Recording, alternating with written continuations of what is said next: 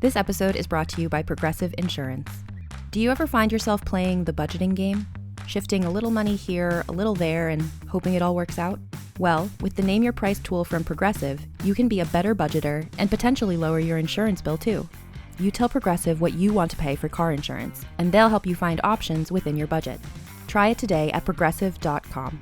Progressive Casualty Insurance Company and Affiliates. Price and coverage match limited by state law. Not available in all states. Hello, welcome to Strong Sense of Place. In each episode, we focus on one destination and discuss what makes it different from any other place on Earth. Then we recommend 5 books we loved that took us there on the page. I'm Melissa Joel-Wan. I'm David Humphreys. We're going around the world, one great read at a time. Thanks for joining us.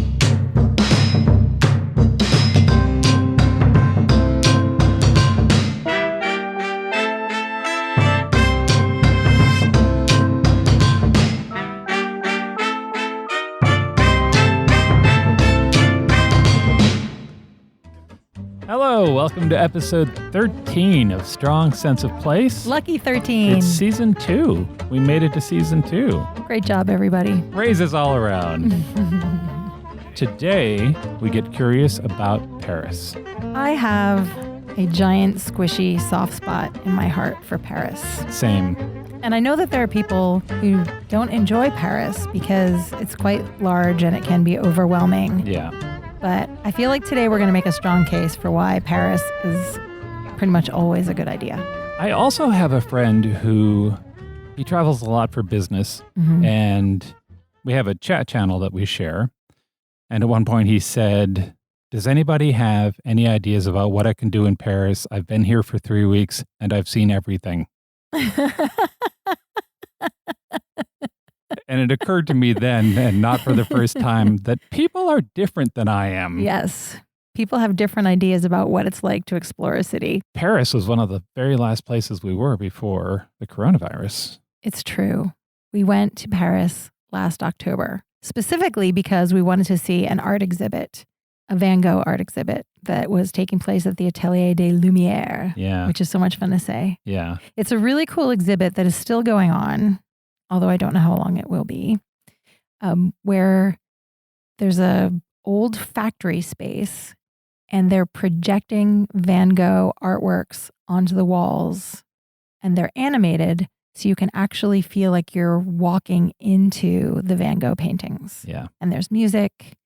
It was even better than I thought it was going to be. Yeah, and the animations are several stories tall. And I thought that was going to be the highlight of our trip. Right. But then we went to the catacombs. Yes. We went underground. Yeah. And I thought that was going to be the highlight of our trip. And then we actually enjoyed the highlight of our trip.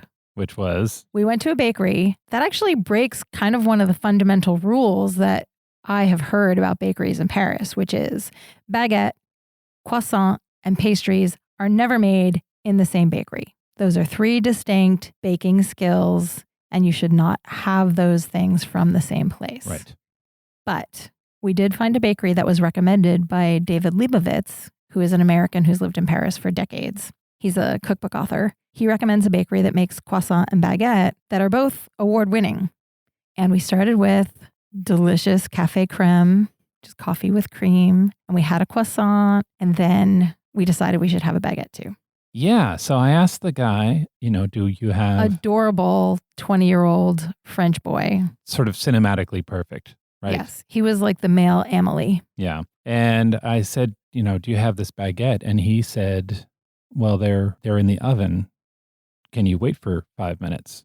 And the answer was, yes, of course I can wait for 5 minutes. We saw them bring a basket from the back room into the front sales counter with all these baguette. And then he just slid it into the paper sleeve in front of us.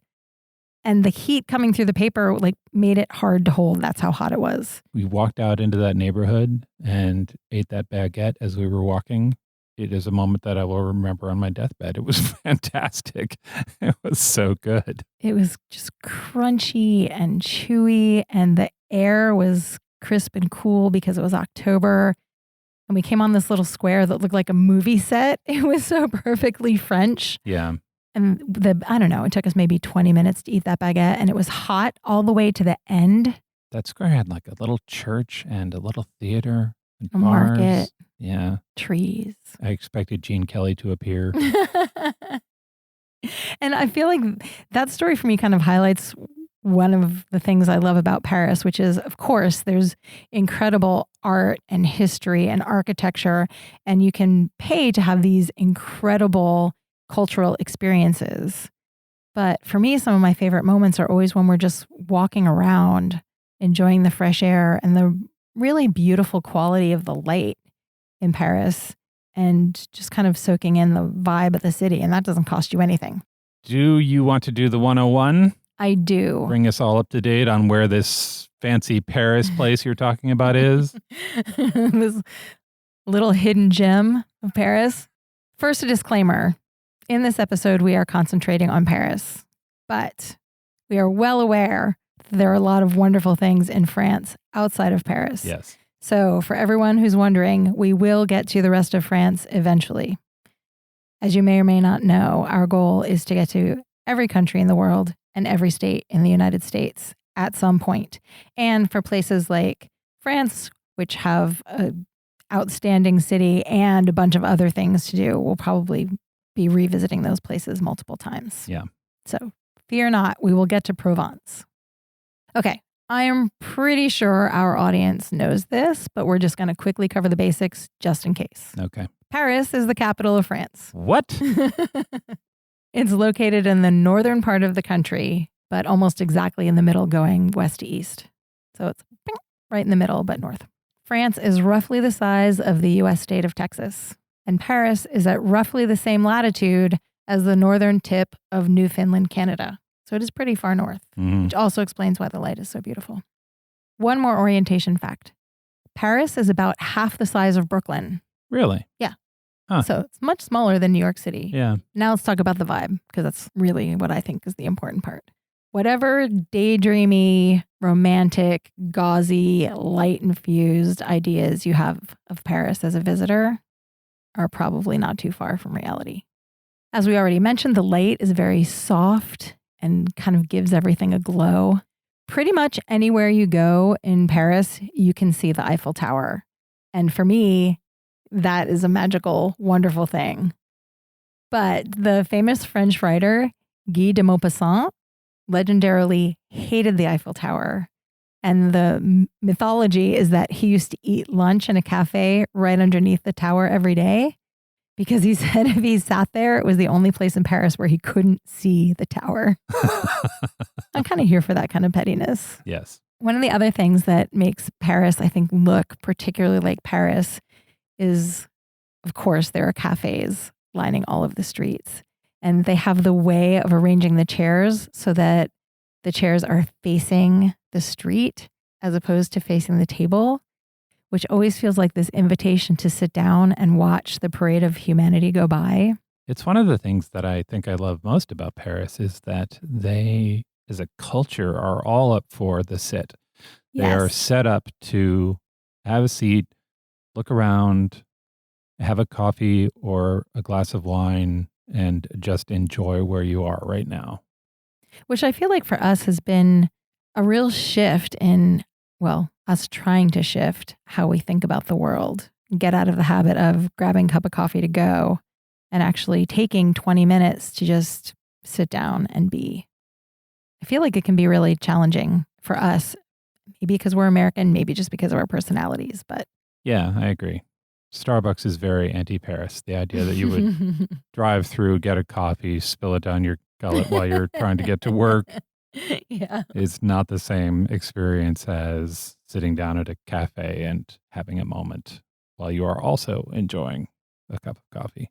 Of course, if you're interested in cultural things like amazing art and food and literature and architecture, you are going to find that in Paris. There have been people in the vicinity of Paris since a Celtic tribe settled along the Seine around 259 BC. That's a long time. That is a long time ago. If you fast forward to 508, the first king of the Franks made Paris his capital. Wow. Then jump to the 12th century, and we get the founding of Notre Dame Cathedral and the first university in France. Then, of course, we get the French Revolution Right. and Napoleon and the Belle Époque and the 1920s with Hemingway and Gertrude Stein and F. Scott Fitzgerald and Picasso and Dali. Kind of the golden age of Paris. Cheers. And then... Yeah. World War I, World War II. Mm-hmm. Nazis. Yep. Flying swastikas in Paris. Not a fan of that. As long as we're talking about petty actions that happened in Paris, Hitler rolled into Paris. He wanted to see the Eiffel Tower, and he could not get up into the Eiffel Tower because Frenchmen had cut the cables to the elevator before he arrived. Well done. That's fantastic. Isn't it? Yes. Yeah. Okay, so in addition to all of that dramatic, world-influencing history and the romantic, daydreamy aspects of visiting Paris, it's also a thriving, modern, multicultural city. Yes, with the problems of a thriving multicultural city. That's one of the things that makes it so fascinating to me. And I also feel that way about Prague too, right? You can visit and kind of immerse yourself in the past and this kind of gauzy, romantic version of the city. But there are also people going to the grocery store and working and raising their families. And that makes it feel very alive and relevant right now, in addition to having this deep-seated historical context. Yeah, both things are true, right? There's the magical Paris and then there's the working Paris. Right. And both are fascinating. And that's a really great background for storytelling. Right. And the books we've chosen cover all of those aspects of Paris. Are you ready for Two Truths and a Lie? Oui. Okay, so I'm about to say 3 statements. 2 of them are true. 1 of them is not. Mel does not know which one of these is true. First, there is a restaurant in Paris where you eat in complete darkness. 2, the Mona Lisa was stolen in 1911. One of the suspects was Salvador Dali. Oh, I love Salvador Dali. Yeah. I just have to say, like, surrealist art, I could take it or leave it. Intellectually, I understand it. It's not my personal favorite thing to gaze upon. But him as a person, the mustache, the crazy cookbook he wrote, his whole My Life as an Art Project, super into it. Yeah. Third, there's an underground group of hackers and agents who secretly fixed the clock in the church where Voltaire is buried. Once again, you've done it. They all sound true. I am 99.9% sure that there is a restaurant where you eat in the complete dark. I believe that one is true. That one is true. It's called Dans le Noir. It has 4.3 stars after 1,100 reviews on Google, although a lot of reviewers don't love the food.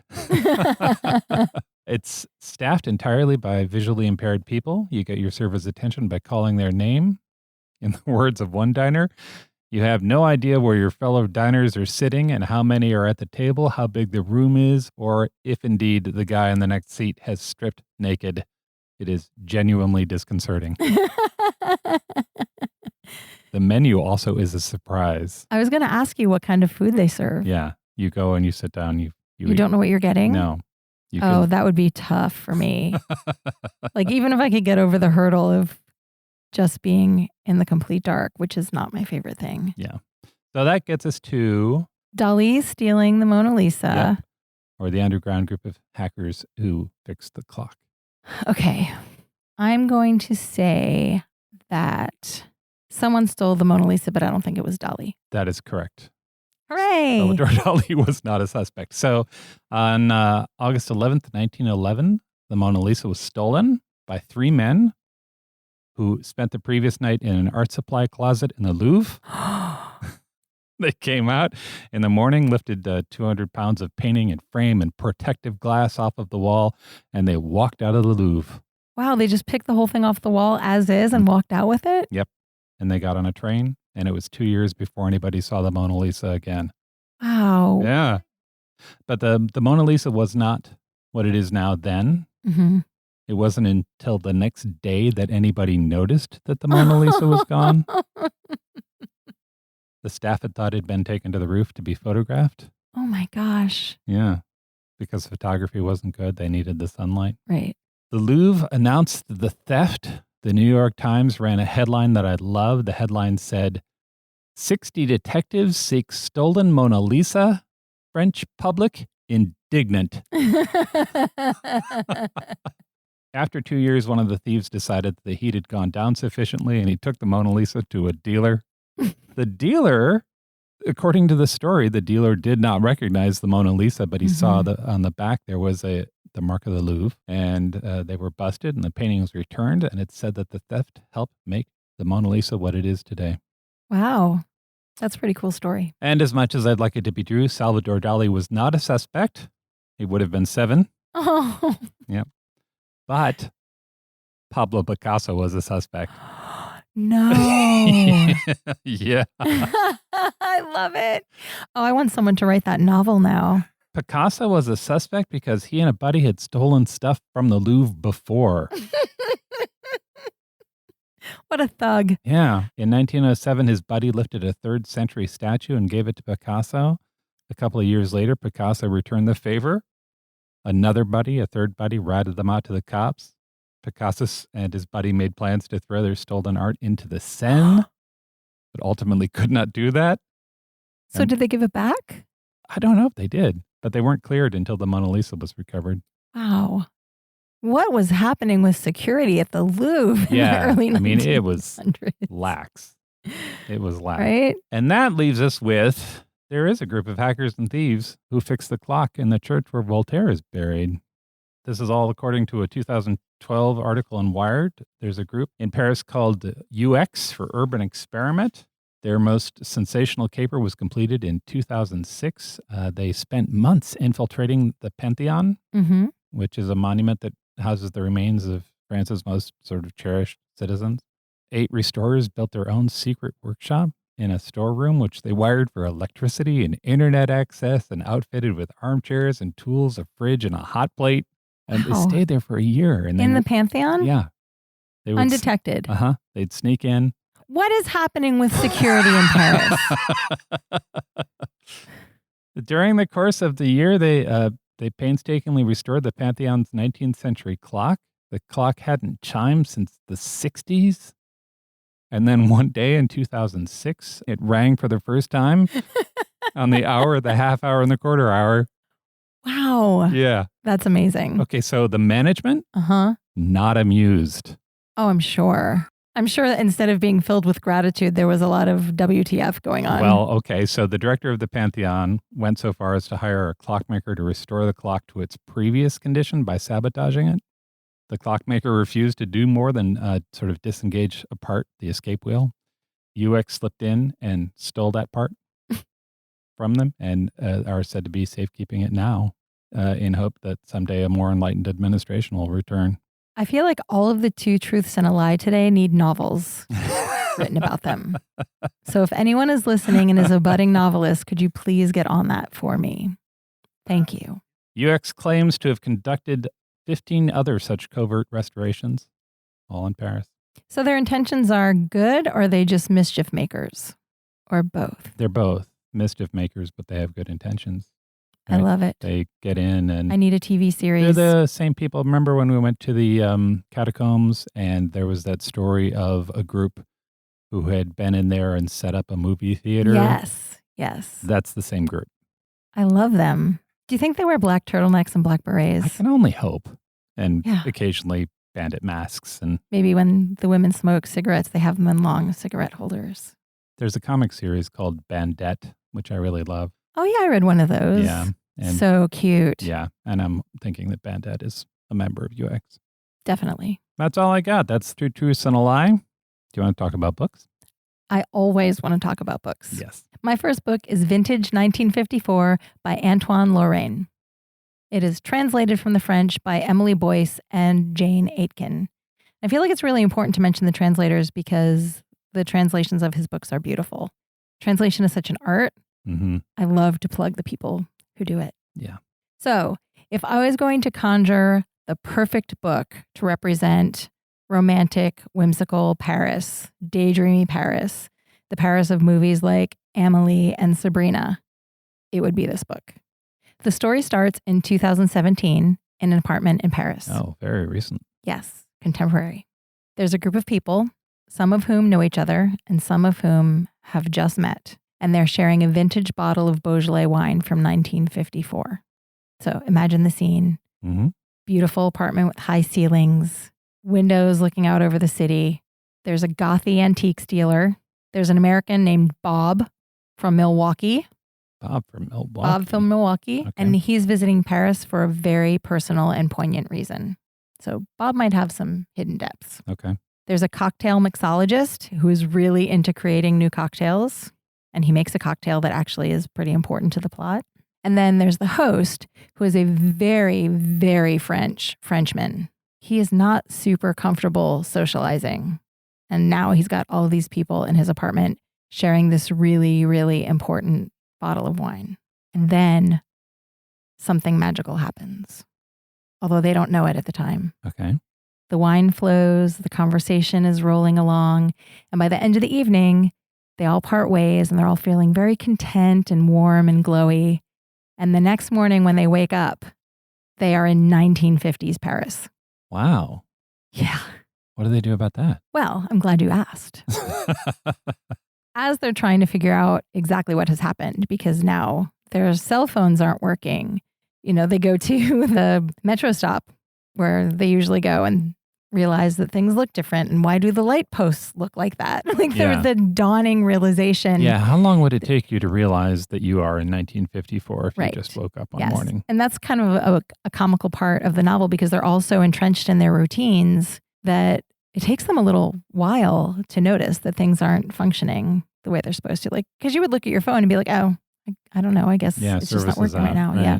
And Bob has never been there before. So it takes him a while to realize things aren't functioning the way they're supposed to. The phone suggests that some elements of your life went back with you too. Yeah. I mean, they have their stuff. Yeah. As they are trying to sort out just what is happening, they're visiting all of the Paris landmarks that you would want to see on a trip to Paris. So they go to Harry's Bar, which is a very famous cocktail bar. Of course, they go to the Eiffel Tower and the Louvre. And then eventually the story moves to the French countryside and this beautiful vineyard at Chateau Saint-Antoine. And they're trying to unravel the mystery of this magical bottle of wine. As they are going on these adventures in the past, they also run into famous Parisians, which is really fun. So real life people make cameos like Audrey Hepburn. Whoa. Edith Piaf. Mm-hmm. The photographer Robert Doisneau, who did that famous picture of the people kissing in Paris. Yep. Filmmaker Francois Truffaut. Sure. So they just run into them in cafes and bars and have conversations with them. Yeah. It's thoroughly enchanting. My notes from this book have adjectives like effervescent, overtly optimistic, wistful, delight, lots of exclamation points. Right. But aside from the kind of stylistic, frothy bubbliness of it, it also has a lot of things that I really, really love in a novel. There are some kind of devastating family secrets that are revealed. There's, of course, romance. There's this big adventure because they've transported back in time. And there's found family, which is, of course, my number one favorite thing in a novel. This is a 100% feel-good read. And it made me really homesick for a Paris that I've never experienced. Right. And which maybe never actually existed. It's a very idealized version of Paris. Right. That's about the best you can get from a book with a strong sense of place, I think. Also, I'd love a time travel with a romance in it. Yeah, it's very sweet. Yeah. I am not a fan of time travel science fiction novels. I have a really hard time wrapping my head around the paradoxes and the science of time travel, but this book is not that. This is the most whimsical. I just happened to find myself in 1950. Hey, Audrey Hepburn.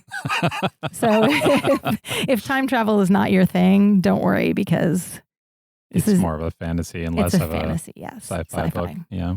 The author Antoine Lorraine has written 6 other novels that have been translated into English. He's very popular, very well known. I also read The Red Notebook, which is another really charming love story about a neighborhood bookshop in Paris. Mm-hmm. The owner of the shop finds a handbag lying on the street. Yeah. And there's a red notebook inside of it. Yep. And he becomes determined to find the woman who lost this handbag. At first, he's worried that something has happened to her. He's worried that she's been assaulted or something.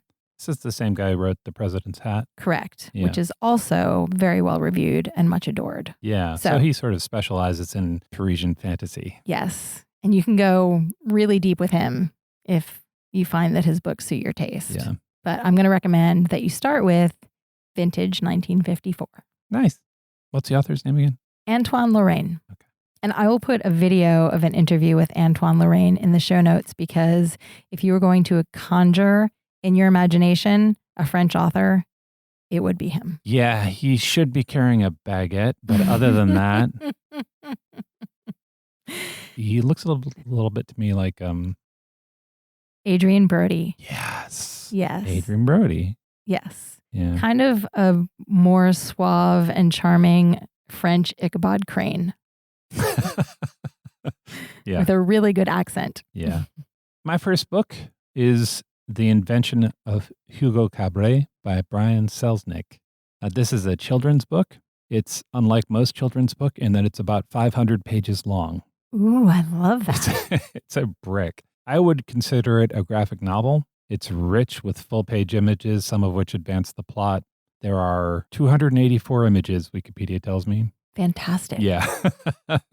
But there's also a ton of text.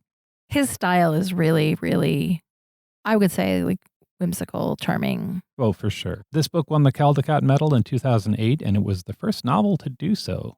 Caldecott is normally for picture books, and the committee decided that this was a picture book as well as a novel. It was made into a movie by Martin Scorsese in 2011. The movie was nominated for 11 Academy Awards, including Best Picture. Wow. Yeah. We saw that movie. I really enjoyed it. Yeah. You know what was funny about that movie is I was thinking about it and I remembered it as being animated. And then I went back. Oh, wow. Yeah, it's live action. Yeah, it's live action. But it does have that kind of sheen of fantasy where it could feel animated. Yeah. I feel like these two, Vintage 1954 and Hugo Cabret, would be a really good twofer if you wanted the kind of whimsical, charming Paris. Yes, definitely trading in that. The story follows a young boy, Hugo, who lives in a train station in Paris in the 1930s. I mean, right there, I could not be more in. He's alone. He takes care of the clocks in the station. When the story starts, his status is a little fuzzy. He seems to be parentless. He's a little bit of a scamp, which also endearing. I'm in. Yep. He has holes in his shoes. He definitely seems to be sneaking around to fix the clocks, and he's a thief. And it's unclear why he's doing any of that. He also has an automaton, a clockwork man, like a robot, but sort of simpler. But it's also not a simple device. It's clearly complex mechanical device. We don't know where the automaton is from or what it does. It's a man sitting at a desk holding a pen. Nice. Yeah. It's broken. Hugo's determined to fix it. And that's Hugo's normal. That's his day to day. And then one day he has a run-in with an old man who runs a toy booth in the train station. Hugo is stealing parts to fix the automaton and he gets caught. Eventually the automaton reveals its secret, which leads to more secrets and revelations. Hugo meets a girl who's the toy maker's goddaughter. He gains her trust and he loses it again. There are bits in the book that are just a little heartbreaking. I mean, you can't have the golden glow without a little bit of heartbreak. It's true, yeah. The book does two really impressive tricks, I thought. First, it's a magical story that doesn't have any magic in it. I love that. Yeah. Hugo feels magical. It feels like it's a fairy tale that could very well have an ogre in it, but it doesn't. It's grounded in our reality. And the second trick is kind of related to the first, but different. It winds into our reality. There are elements of our world that come storming into the story about 2/3 of the way through. The really cool part of this trick is that it reminds us that our own world is full of wonder. The climax of this book is how magical our own world is, which I just adore. That's so great. Yeah, I mean, that's my favorite kind of fantasy, which is pointing out the magic that can be found in the real world. Yeah. Or superimposing a sheen of fantasy on top of the real world. Yeah. As opposed to creating something from whole cloth. Yeah. Because the world is magical. Look at the Eiffel Tower, for heaven's sake. Yeah, yeah. The end result of this book to me is that the book feels a lot like Paris, which is why I picked it for the show. The Paris feels magical, even though it's really not. Yeah, it's a city. It has unexpected and delightful elements, but there are elements that are firmly grounded in our own world. It's a really good trick, this book. That's The Invention of Hugo Cabret by Brian Selznick. My second book is a complete departure from the mood of our first two recommendations. Okay. This book is called The Godmother by Hannelore Kerr, translated by Stephanie Smee. And this is a contemporary crime novel. Oh, okay. It's short. It's only about 218 pages, so it goes really quickly. But it's like concentrated detergent. It's super powerful. It's the little book that could. It's awesome. So our heroine is named Patience Portefeuille.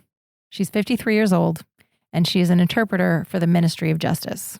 Her specialty is listening to tapes from wiretaps and translating from Arabic to French.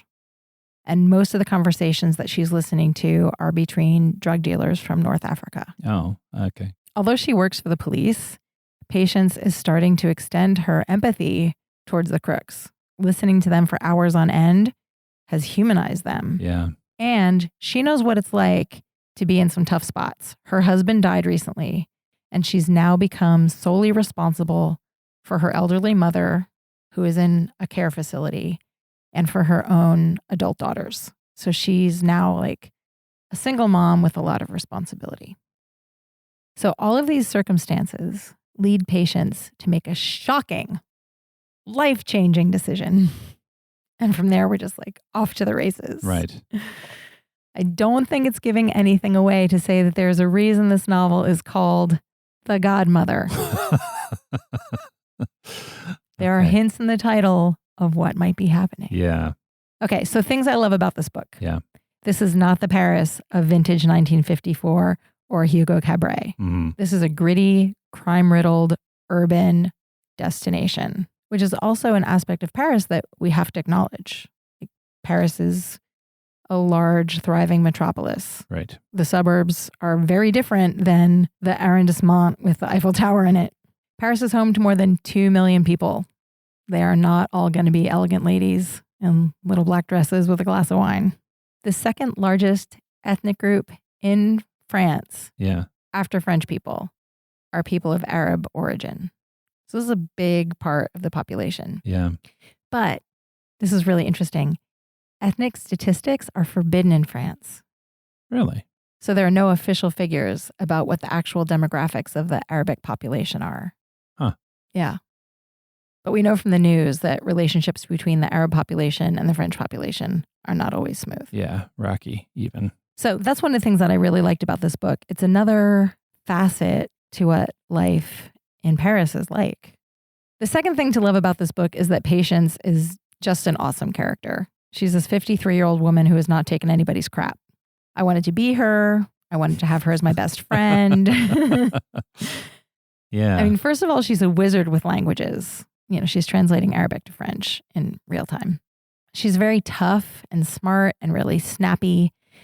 And even though she becomes the godmother, she's also honest in her own way, which is one of my favorite things in a character, particularly I like my detective characters to kind of have a shadow side. And now I guess I like my criminal characters to have an honest side. Yeah, right. She's super likable, even though she does some really dodgy things, because she has really good reasons for doing them, which I'm not going to give away. Right. She also kind of struts into what's traditionally a man's world and takes control of it. And she does that not by acting like the men, but by fully embodying her practical female side. Aside from the really thrilling caper aspects of this story, it's also a really sharp examination of societal issues that are happening right now. How modern Western culture cares or doesn't care for the elderly, and who we kind of put in charge of taking care of our elderly people in these facilities. What it's like to be an immigrant in Western culture. The sidelining of women of a certain age. Mm-hmm. We don't stop being interesting people once we get past 50. Yeah. But all of those things are tackled like really deftly. So you're not getting pounded over the head with it. It's all kind of integral to this story that's really a page turner. And it's also a really moving look at what people are willing to do for their families. That's ultimately her motivation for all of the things that she does. Okay, one final thing I want to say about this book. The translation by Stephanie Smee is fantastic, and I'm not the only one who thinks so. The novel was the winner of the European Crime Fiction Prize and the Grand Prix de Littérature Policière, which is the most prestigious prize for crime fiction in France. And it also inspired the movie Mama Weed. So if you're looking for a book in translation because you're trying to read more translated books, this is a great one. Very accessible, super page turner. It's short, it's punchy, it's a fun story, it's got some feelings in it. That is The Godmother by Hannah Laura Kerr. It sounds packed. Like, how do you get all that stuff into 220 pages? I told you, it's concentrated like superpowered detergent. Yeah, you did. My next book is The Only Street in Paris, Life from the Rue de Martyrs by Elaine Ciolino. Can I just say again how much I love your French accent? Thank you so much. I should have put that disclaimer up front that I was going to butcher. Right, we meant to talk about that in the introduction. Every French word. That you have charmed all of Paris with your impeccable French accent. Yeah, it's true. Well, listen to me smug over here. Like my accent is so much better. The Only Street in Paris, the author, Elaine Ciolino, is the former Paris bureau chief for the New York Times and also a chevalier for the French Legion of Honor. So she might know what she's talking She about. might know what she's talking about. She could probably help us with our French accent. She's been covering Paris for almost 20 years. This is a book about one street. It's her neighborhood. It's almost the perfect nonfiction strong sense of place book. Ciolino spends about 300 pages describing her favorite street in Paris. We get descriptions of its people and its food and its history, the architecture, the sights. She is thorough. And it's engaging, as you might expect from the former Paris bureau chief for the New York Times. She is a good writer. Huh. Yep. Shocking. Yep. And she's also really good with people. Ooh, I mean, that's a rare combination. It is a rare combination, yeah. She seems to know everybody on her street, and she describes them in ways that makes you want to get to know them. The book's written in a series of vignettes. For instance, there's a chapter that follows a man giving a tour on the street. It's one of the first chapters, and I thought it was a really super clever way of doing that. She establishes the neighborhood by following around another guy and that's so cool. Yeah, talking about what he's talking about. I also really love to do that. I love when you're visiting a foreign city and you come up on a tour group and you can kind of hang on the fringe of it and hear what the tour guide is saying. Yeah, it's like that. There's another about ghosts in the neighborhood. Ooh, that sounds good too. When she's at her best, which is frequently, she manages to describe the community vibrantly while she's maybe telling you about something else. Mm-hmm. That's a really good trick. Maybe the third chapter in the book is about the tragedy of the local fishmonger closing. It gives a real sense of the community, and for me, it really punched up why the French are the same and also different from people I've known. I'm going to read about a page of it. The setup is there's a family-run fishmonger, a fish shop, La Poissonnerie Bleue, that has announced that it's going to close at the end of the month. The author is describing a local woman's reaction. To any customer willing to listen, she said, "This is going to kill the bottom of the Rue de Martyrs. This is a little village. Parents bring their kids here to teach them about food."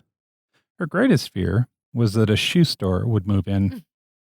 The more she talked, the darker her predictions. If there's no fish shop, the neighborhood is dead. Everyone had an opinion about what could happen next, and all of the opinions were negative.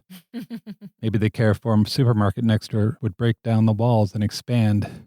Maybe yet another cheese shop or bakery would take over. No one had much hope that another fishmonger would move in. "Where will we go for fish?" one customer lamented. "Picard?" Picard is a national all-frozen food supermarket chain with an outlet around the corner.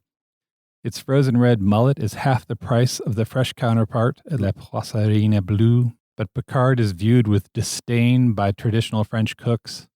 The dirty little secret is that some Picard fish is pas mal, which in French doesn't mean not bad. It actually means pretty good, only no one was admitting that in this crisis. There was a smaller fresh fish store several blocks up the street, but for residents of the lower Rue de Martyrs, that was a world away. Too far, said Yves Chantanier, who runs a cheese shop with his wife at number 3 Rue de Martyrs. It might as well be New York. It wasn't only that. The distant shop offered less choice, was owned by a chain, and employed fishmongers who didn't bother to learn their clients' names or fish preferences. It was also up the hill, an incline that gets steeper as the street moves north toward Montmartre. How will all the old grandmas get their fish? Asked Valerie Levine. Since this is France, where people hold their government responsible for just about anything that goes wrong, Valerie insisted that City Hall should guarantee access to fresh fish. The authorities have an obligation to put a fish store here, a civic obligation, she said. She circulated a petition demanding a fishmonger. 200 people signed. That's awesome. Isn't that great? Yes. I love the idea that right to liberty, pursuit of happiness, and a fish store on your block. Where they know your people. Liberté, égalité, fraternité, poisson. Yeah, right. And the idea that the fishmonger teaches your children about fish. Mm-hmm. It's an educational experience. It's an important educational experience. If you're going to be a well-rounded person, you need to understand the world of fish and how that fits into the world of cuisine and how cuisine fits into the rest of your life. I'm signing the petition. How can you know yourself if you don't know what fish you enjoy? Truly. The book is fairly recent. It was published in 2015. You can use Google Map and walk the neighborhood that she's talking about. It's a love letter to a street in Paris. It sounds really, really good. I really enjoyed it. It's The Only Street in Paris, L'Œuf on the Rue de Martyrs by Elaine Ciolino. What's your last book?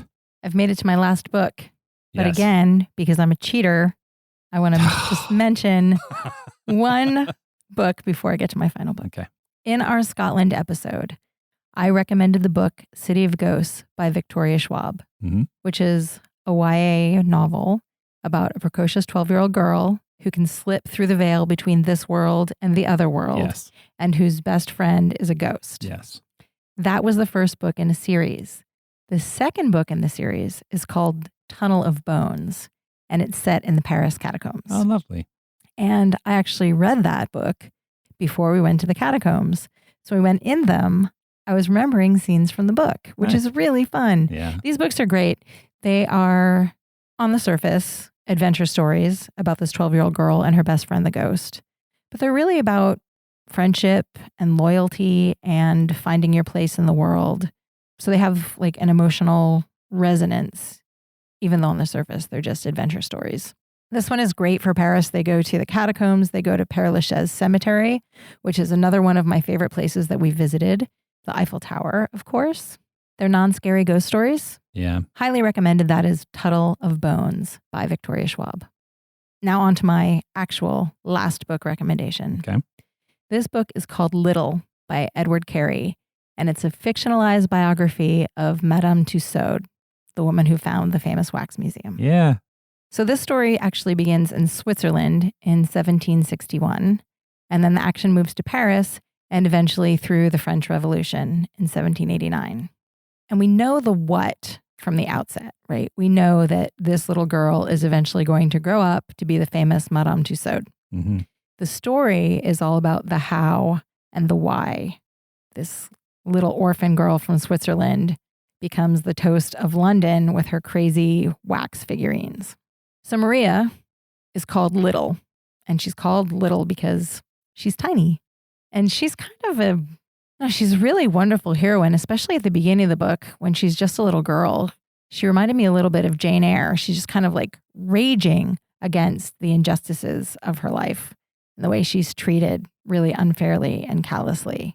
She's just a little bundle of angry energy. I have a soft spot for that. I wonder why.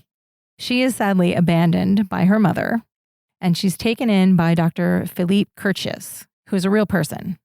He was a physician, and he specialized in making wax body parts for a teaching hospital. Oh, yeah. Mm-hmm. That's real life Yeah. fact. So he takes her in, and I feel like it's not quite an adoption because I feel like that kind of insinuates that there's some warm feelings of love and caring there. Right. That he doesn't really adopt her. He just sort of takes her in and cohabitates with her. As you might a cat.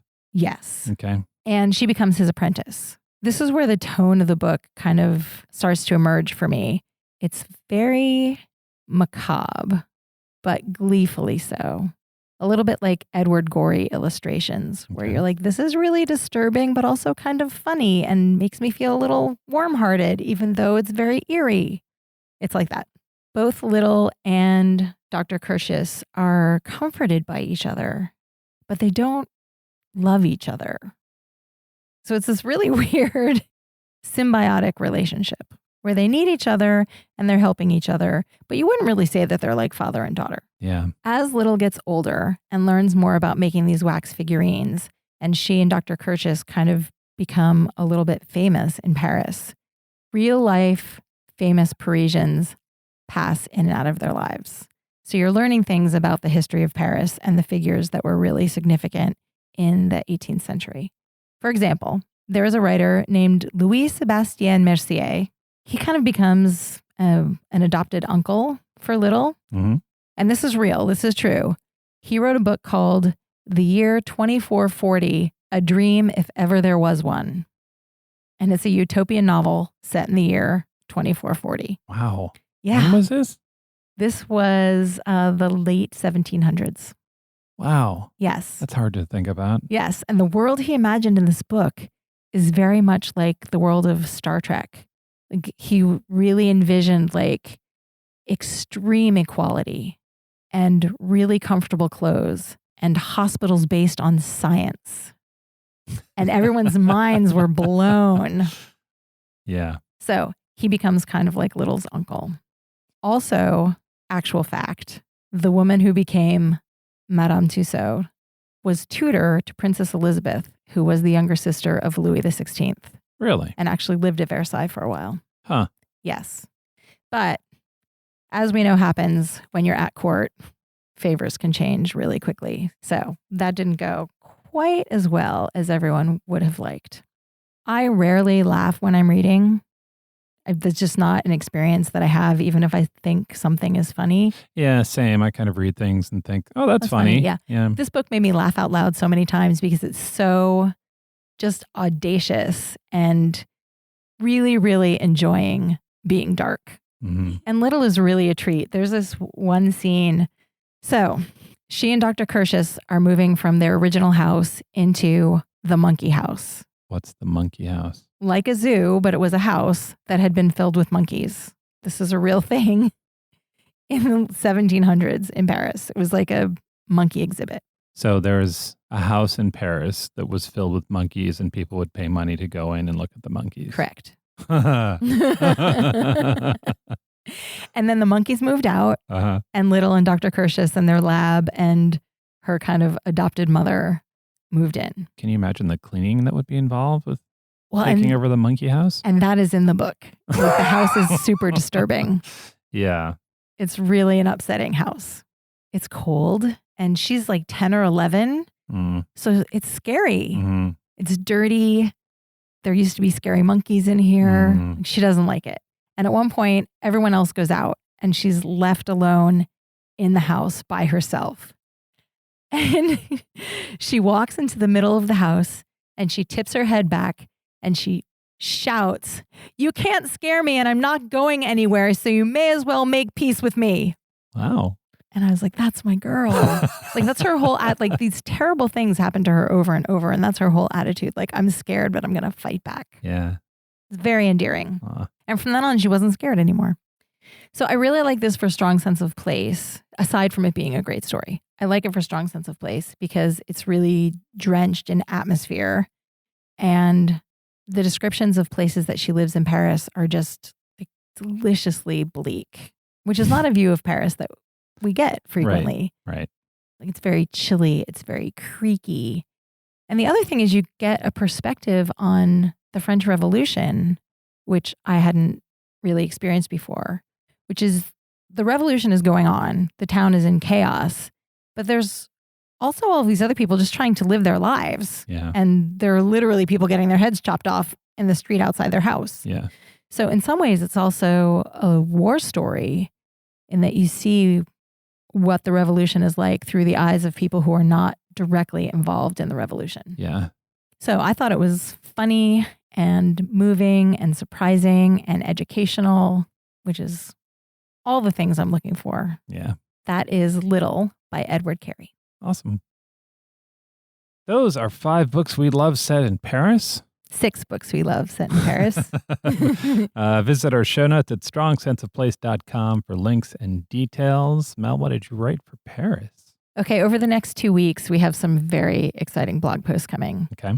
The one I'm most excited about is that we're sharing a recipe for a potato chip omelet from the book Tasting Paris by Clotilde Dussolier. Yes. She is the founder of the website Chocolate and Zucchini. She is a Parisian lady with fantastic taste.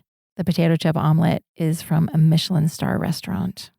She wrote a whole book of very French, recipes that I very much associate with Paris that is arranged by day part. It's morning, afternoon, evening, late evening, I think. Yes. Yes. Yeah. So if you want to have a day like a Parisian, you can just select a recipe from each section of the book. Done. A lovely staycation idea. Yes.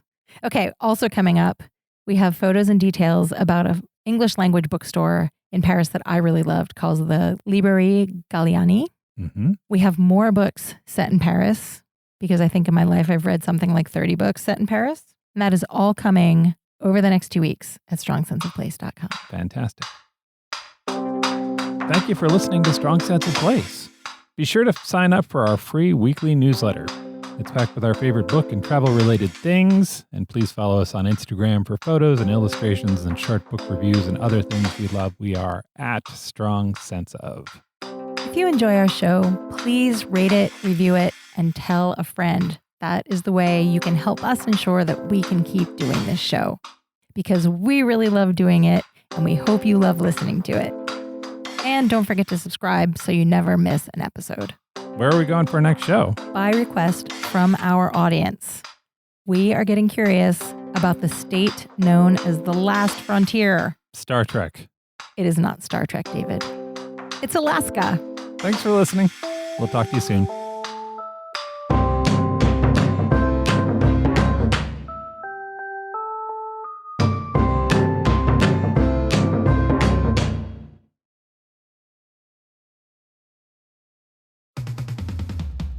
I'm Amy Nicholson, the film critic for the LA Times. And I'm Paul Scheer, an actor, writer, and director. You might know me from The League, Veep, or my non-eligible for Academy Award role in Twisters. We love movies, and we come at them from different perspectives. Yeah, like Amy thinks that, Joe Pesci was miscast in Goodfellas, and I don't. He's too old. Let's not forget that Paul thinks that Dune 2 is overrated. It is. Anyway, despite this, we come together to host Unspooled, a podcast where we talk about good movies, critical hits, fan favorites, must-sees, and in case you missed them. We're talking Parasite to Home Alone. From Grease to The Dark Knight. We've done deep dives on popcorn flicks. We've talked about why Independence Day deserves a second look. And we've talked about horror movies, some that you've never even heard of, like Ganja and Hess. So if you love movies like we do, come along on our cinematic adventure. Listen to Unspooled wherever you get your podcasts. And don't forget to hit the follow button.